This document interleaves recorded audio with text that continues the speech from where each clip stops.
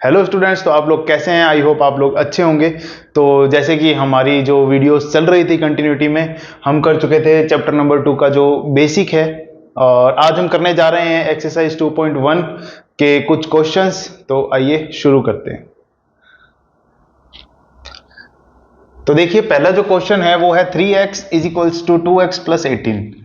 इस क्वेश्चन में हमें क्या करना है कि जो इक्वेशन दे रखी है, लीनियर इक्वेशन वन वेरिएबल की, उसके अंदर हमें क्या करना है, उसे पहले तो सॉल्व करना है और उसे हमें चेक भी करके देखना है कि जो हमारी पास में जो वेरिएबल की जो वैल्यू आई है वो करेक्ट आई है या नहीं आई है, या फिर वेरिएबल की वैल्यू से जो इक्वेशन के RHS और जो LHS हैं, RHS और LHS वो इक्वल प्रूव हो रहे हैं या नहीं। तो शुरू करते हैं। देखिए क्वेश्चन क्या है, 3 multiply by X is equals to 2 multiply by X plus 18। यही है। सबसे पहला स्टेप होता है कि हमें वेरिएबल की जो टर्म्स है वो एक तरफ करनी होती है और नॉन वेरिएबल या फिर जिसको हम कहते हैं कांस्टेंट, उनको एक तरफ करना होता है। तो देखिए, ये हमने लिखा 3 इंटू एक्स, तो 3 मल्टीप्लाई बाई एक्स, ये टर्म कैसी है, पूरी प्लस की है, इधर आके किसकी हो जाएगी, माइनस की, 2 मल्टीप्लाई बाई एक्स, और इधर क्या बचा, प्लस का 18। Okay, next step 3 times x. 3 multiply x का मतलब क्या है कि जो x है वो कितने टाइम्स है, 3 टाइम्स x है। और ये क्या लिखा हुआ है, x multiply by 2, 2 multiply by x, जिसका मतलब क्या है, जो x है वो कितने टाइम्स है, 2 टाइम्स है। तो 3 टाइम x में से 2 टाइम्स x को हम माइनस करेंगे तो हमारे पास में कितने x बचेंगे, 1 टाइम x, जिसको हम क्या लिख सकते हैं, x इज इक्वल टू क्या बचा, 18। ये तो हमारे पास में क्या आई, x की वैल्यू आई। अब हमें क्या करना है, चेक करना है। क्या करना है, चेक करना है। तो हम क्या लिखेंगे, ऑन चेकिंग। तो हम क्या लिखेंगे, चेक करने पर। तो सबसे पहले हम किसे चेक करते हैं, हम सबसे पहले चेक करते हैं LHS को। अब देखो LHS क्या दिया हुआ है, 3x। क्या दिया हुआ है, 3x। ठीक है। अब हम क्या करते हैं, put the value of x, जो हमारे पास में वेरिएबल की वैल्यू आई, वेरिएबल की वैल्यू क्या आई है, 18 आई है। अब हम 18 को कहां पे पुट करेंगे, x की जगह। तो 3 मल्टीप्लाई बाय 18। तो हमें क्या पता है कि 18 3 से कितने होते हैं, 54। ठीक है। ये तो हमारे पास में आ गई किसकी, LHS की वैल्यू। अगर हम बात करते हैं RHS की वैल्यू, RHS, इसको हम सॉल्व करते हैं। देखो तो RHS क्या है हमारे पास में, 2x प्लस 18। अब देखो x की वैल्यू क्या थी हमारे पास में, 18 plus 18 is equals to 18 two से कितने होते हैं, 36। कितने होते हैं, 36 प्लस 18, 36 प्लस 18 कितने होते हैं, 54। इसका मतलब हमारा, हम क्या कह सकते हैं कि since LHS is equals to RHS। तो यहां से हमको, तो यहां से हमारे पास में क्या प्रूव हुआ कि जो LHS है और जो RHS है वो दोनों क्या हुए, इक्वल प्रूव हुए। क्यों, क्योंकि जो हमारी x की वैल्यू है वो क्या आई है, एकदम करेक्ट आई है। तो ये हमारा फर्स्ट क्वेश्चन यहाँ पे कंप्लीट होता है। अब हम चलते हैं सेकंड क्वेश्चन की तरफ। तो देखिए, जो सेकंड क्वेश्चन है वो दे रखा है 5t minus 3 is equal to 3t minus 5। अब पहला स्टेप मैंने आप सबको क्या बताया था कि हमें वेरिएबल्स को क्या करना है, एक साइड करना है, और नॉन वेरिएबल या फिर कांस्टेंट्स को एक साइड करना है।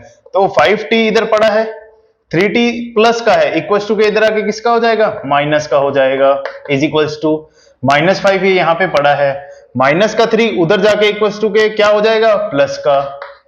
जो माइनस की टर्म्स होती है वो उधर जाके प्लस की हो जाती है, और जो प्लस की टर्म्स होती है वो अगर साइड चेंज करते हैं तो उसकी वो क्या हो जाती है, माइनस की हो जाती है। तो 5 टाइम t में से 3 टाइम्स t को माइनस करेंगे तो हमारे पास में कितने टाइम्स t बचेंगे, 2 times t is equals to. ध्यान से देखना, जब भी हमारे पास में एक माइनस की टर्म आती है और एक प्लस की टर्म आती है, एक माइनस की और एक प्लस की, तब हम क्या करते हैं, तब हम सब्ट्रैक्शन करते हैं। तो 5 माइनस 3 कितने होते हैं, 2। कितने होते हैं, 2। लेकिन साइन किसका लगता है, जो डिजिट बड़ी होती है, 5 बड़ा है या 3 बड़ा है, ऑब्वियस सी बात है 5 बड़ा है, और 5 का साइन क्या है, माइनस। तो हम यहां पे क्या लगा देते हैं, रिजल्ट में माइनस लगा देते हैं। और अब ये 2 टाइम्स टी है, मतलब 2 मल्टीप्लाई बाय टी, तो ये जो मल्टीप्लाई की जो टर्म है वो इधर जाके किस में चली जाती है, डिवाइड में कन्वर्ट हो जाती है।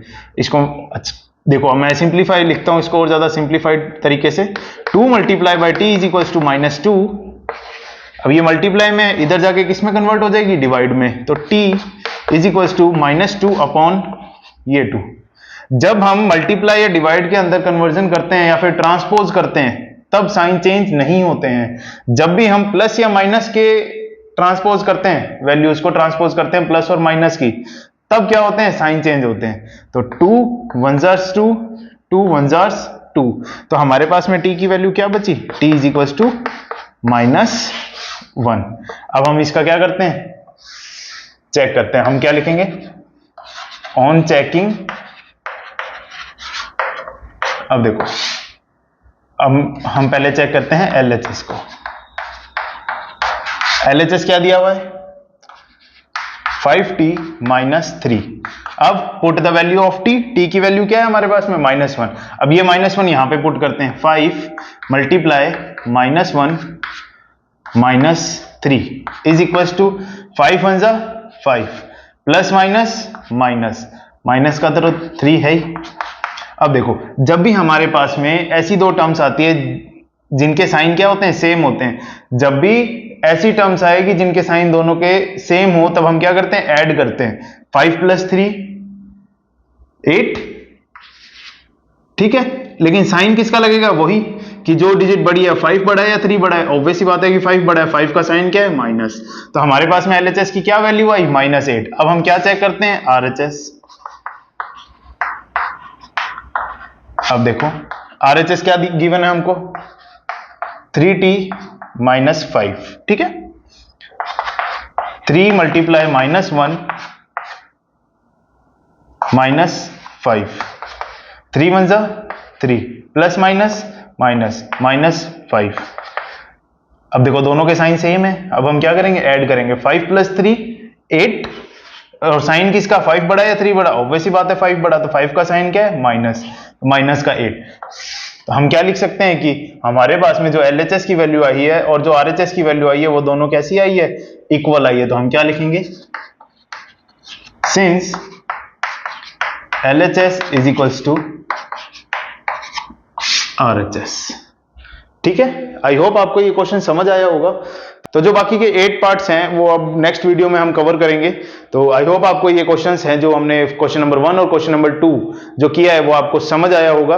तो मिलते हैं नेक्स्ट वीडियो में। अगर वीडियो अच्छी लगी और जो आपके कॉन्सेप्ट हैं वो कुछ क्लियर हुए हों तो वीडियो को लाइक करना और चैनल को सब्सक्राइब करना। मिलते हैं नेक्स्ट वीडियो में, बाय बाय, टेक केयर।